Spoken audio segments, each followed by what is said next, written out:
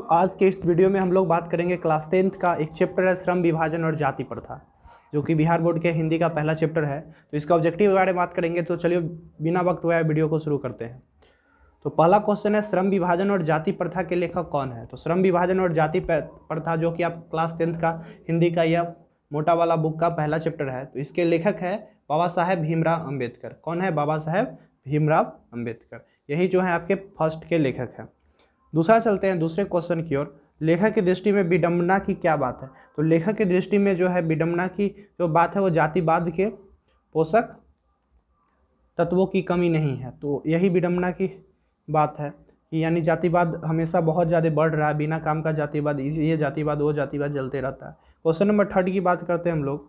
लेखक की दृष्टि में आदर्श समाज कैसा होता है। तो ऑप्शन 4 दिया गया है, जिसमें स्वतंत्रता, समता और मातृत्व का भाव हो, जिसमें सभी धनी हो, जिसमें सभी पढ़े लिखे हो, जिसमें सभी स्वस्थ हो। तो 3 का जो सही आंसर हो जाएगा, जिसमें स्वतंत्रता हो, जिसमें क्या हो, स्वतंत्रता हो, समता हो और भ्रातृत्व इज कॉल्ड भाईचारा हो का भाव होता है, वो आपका हो जाएगा। उसके बाद आगे चलते हैं question number next, question number 4 और 5 का भी ऑप्शन ले लेते हैं। हाँ, अब ठीक है। लेखक बेरोजगारी का प्रमुख और प्रत्यक्ष कारण किसे मानते हैं। और ये आपका 2018 के फर्स्ट एग्जामिनेशन में आया हुआ क्वेश्चन है, एनुअल में, बहुत इंपॉर्टेंट क्वेश्चन है। तो 4 नंबर का जो सही आंसर होगा, अशिक्षा को, जनसंख्या को, जाति प्रथा को, उद्योग धंधों की कमी को। तो इसमें से करेक्ट हो जाएगा आपका जाति प्रथा को। लेखक बेरोजगारी का प्रमुख जो है प्रत्यक्ष, उस चैप्टर में जाति प्रथा को मानते हैं। नेक्स्ट क्वेश्चन, अम्बेडकर की दृष्टि में भाईचारों का स्वामित्व रूप कैसा होता है। दूध और शक्कर के मिश्रण की तरह, दूध और पानी के मिश्रण की तरह, तिल और तंडुल के मिश्रण की तरह, पानी और नमक के मिश्रण की तरह। तो जो आपका सही आंसर हो जाएगा दूध और पानी के मिश्रण की तरह। यानी अम्बेडकर की अकॉर्डिंग टू अम्बेडकर, भाईचारा का वास्तविक रूप जो किसका होता है, दूध और पानी, यानी दोनों मिल जाए साथ में तो दोनों दिखाई ही नहीं देंगे कि अलग अलग दूध और पानी देखते हैं हो जाता है, तब अलग अलग नज़र ही नहीं आते हैं। दूध पानी यानी जो भी मिला के बेच देता है फ्री में। अगले क्वेश्चन की ओर बढ़ते हैं। क्वेश्चन नंबर 6, भारतीय संविधान के निर्माण में महत्वपूर्ण भूमिका किसकी है। तो भारतीय संविधान के निर्माण में महत्वपूर्ण नहीं, एक जहाँ तक हो सबसे ज़्यादा भूमिका जो है भीमराव अम्बेडकर की थी। भीमराव अम्बेडकर सबसे ज़्यादा भूमिका निभाई और वही संविधान सभा के अध्यक्ष थे। और चलते हैं नेक्स्ट को, सभ्य समाज की आवश्यकता क्या है। तो सभ्य समाज की जो आवश्यकता है वो आपका श्रम विभाजन है। श्रम विभाजन सभ्य समाज की। चलते हैं क्वेश्चन नंबर 8 की ओर। निम्नलिखित रचनाओं में से कौन सी रचना डॉक्टर अम्बेडकर की है। तो ये जो रचना कौन सी अम्बेडकर की है, the caste in India who are Shudras, the untouchables, you are they, या इनमें ये सभी। तो ये क्वेश्चन आपको नीचे कमेंट सेक्शन में कमेंट करना है क्या सही आंसर होगा। ये क्वेश्चन आप लोग इसको बनाएंगे। क्वेश्चन नंबर 9 की बात करते हैं। आधुनिक सभ्य समाज श्रम विभाजन को आवश्यक क्यों मानता है। आधुनिक समाज जो है सभ्य समाज श्रम विभाजन को आवश्यक क्यों मानता है। तो इसका जो ऑप्शन है, कार्यकुशलता के लिए, भाईचारे के लिए, रूढ़िवादिता के लिए, इनमें से कोई नहीं। तो इसका जो सही आंसर हो जाएगा 9 का हो जाएगा कार्यकुशलता के लिए, यानी राइट ऑप्शन इज ये। क्वेश्चन में नेक्स्ट बात करते हैं, श्रम विभाजन और जाति प्रथा पाठ बाबा साहेब के किस भाषण का संपादित अंश है। तो इसका जो संपादित अंश है वो है annihilation of caste. Annihilation of caste का वो संपादक है, एडिटिंग है। तो चलते हैं अगला क्वेश्चन की ओर। 11 नंबर, प्राथमिक शिक्षा प्राप्त करने के लिए बाबा अम्बेडकर उच्चतर शिक्षा प्राप्त करने के लिए कहाँ गए और कहाँ गए थे। ये प्राथमिक शिक्षा प्राप्त करने के बाद, यानी जब प्राथमिक शिक्षा हो गई इनकी, उसके बाद उच्च शिक्षा यानी हाई क्लास पढ़ने के लिए किस देश गए थे। तो ये देश गए थे आपका न्यूयॉर्क गए थे, जो कि आज के डेट में बहुत ही विकसित, न्यूयॉर्क यानी अमेरिका। अगले क्वेश्चन की ओर चलते हैं। क्वेश्चन नंबर 12 है, अम्बेडकर के चिंतन व रचनात्मक के लिए प्रेरक व्यक्ति थे। तो इसके लिए जो प्रेरक व्यक्ति थे वो थे बुद्ध, कबीर, ज्योतिबा फूले। तो इसमें जो है सारे के सारे प्रेरक थे, यानी इनमें से सभी इनके लिए प्रेरणादायक इंसान थे और ये खुद आज हम लोगों के लिए प्रेरणादायक इंसान है। क्वेश्चन नंबर 13 की बात करते हैं। जाति पांति तोरक भंडल भाषण लाहौर में कब हुआ। और यह भी क्वेश्चन इंपॉर्टेंट है। तो जाति पांति भोरक मंडल भाषण लाहौर में कब हुआ था। तो ये जो हुआ था आपका 1936 में, 1936 में। C is the correct answer. Next question है, श्रम विभाजन और जाति प्रथा क्या है? तो श्रम विभाजन और जाति प्रथा एक एस्से है, यानी निबंध है, या निबंध लिया गया है। अगले क्वेश्चन की ओर बात करते हैं।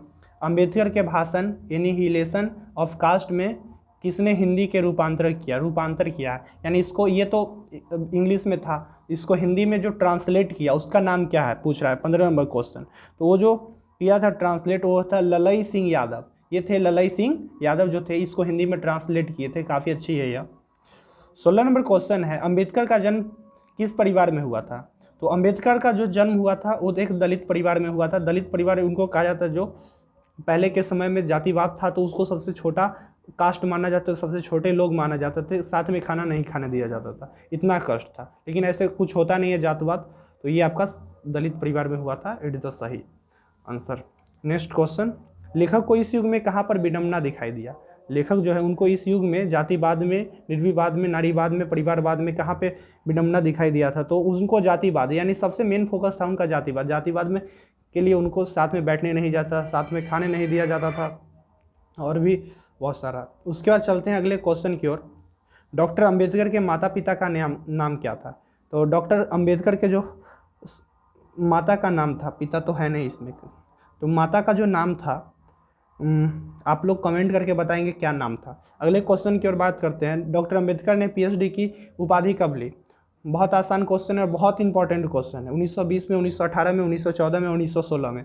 तो जो लिए थे वो 1916 में लिए, तो 1916 में इनको पीएचडी का उपाधि प्राप्त हुआ था। चलते हैं नेक्स्ट क्वेश्चन की ओर। The caste in India care mechanism, इसकी रचना है, तो ये किसकी रचना है? तो ये जो है आपका रचना जो है भीमराव अंबेडकर का रचना है, यानी भीमराव अंबेडकर ने इसको लिखा है। आर्थिक पहलू से भी जाति प्रथा है, आर्थिक पहलू से भी जाति प्रथा है, या किसका मतलब डैश है? तो लाभदायक है, अनुकूल है, और एक आपका तीसरा है हानिकारक है, इनमें से सभी है। तो 21 का जो सही आंसर हो जाएगा वो है हानिकारक है।